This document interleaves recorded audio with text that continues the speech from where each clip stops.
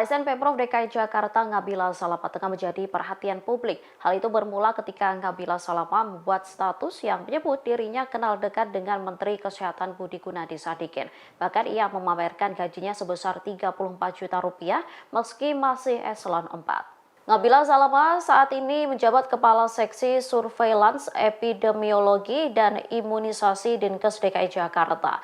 Melalui cuitannya, ia mengaku teman Menkes bahkan bisa mengkritiknya kapan saja. Dirinya juga memamerkan nominal gajinya yang mencapai 34 juta per bulan.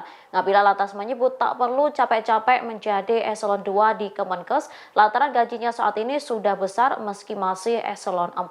Saat ini status tersebut telah dihapus. Ia lantas meminta maaf melalui akun Twitter pribadinya atas cuitannya tersebut. Meski telah dihapus, cuitan Ngabila ini terlanjur viral, bahkan sudah sampai ke telinga PJ Gubernur DKI Jakarta Heru Budi Hartono.